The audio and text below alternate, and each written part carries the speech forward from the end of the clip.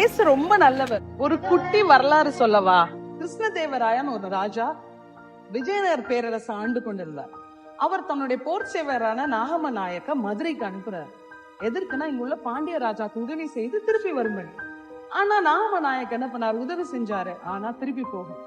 So மீண்டும் விஸ்வானந்த நாயக்கன் ஒருத்தரை அவர் கிருஷ்ணதேவராயர் அனுப்புறார். விஸ்வானந்த நாயக் வந்து நாகம நாயக்க சிறைப்பிடித்து கொண்டு போறார். விஸ்வானந்த நாயக் வந்து நாகம நாயக்கோட சொந்த மகன். ராஜாவுக்கு பயங்கர சந்தோஷமாயிடுச்சு. தன்னுடைய சொந்த தகப்பனையே ராஜாவுக்கு உண்மையா இருக்கணும்ன்றதுக்காக கொண்டு வந்தார்ல, சோ அவருக்கு பரிசு கொடுக்கணும்னு சொல்லிட்டு மதுரை ஆட்சி செய்யற இந்த வல்லமைய அவர் பரிசாக கொடுத்தார். அது மாத்திரம் இல்ல, அவங்க அப்பாவையும் விடுதலை செஞ்சார். நம்ம நீதிமொழிகள் 20ஆம் அதிகாரம் 28ஆம் வசனத்துல வாசிக்கிறோம்ல, உண்மையுள்ள மனுஷன் பரிபூர்ண ஆசீர்வாதங்களை பெறுவான். விஸ்வானந்த நாயக்கோட சந்ததி 200 வருஷமா மதுரை நாயக்கர்களா மதுரை ஆட்சி செஞ்சாங்க. 13 ராஜாக்களுடைய சந்ததியில இருந்து வந்தாங்க.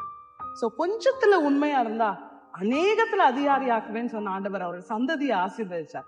அதே போல நாம் செய்யற ஒரு சின்ன வேலையில, சின்ன தொழில, எல்லா விட்டால் ஆண்டவர் கொடுத்த ஊழியத்துல நம்ம உண்மையா இருந்தோம்னா நம்ம மாத்திரம் இல்ல, நம்ம சந்ததி பரிபூர்ண ஆசீர்வாதத்தை பெறும். ஷாலோம்.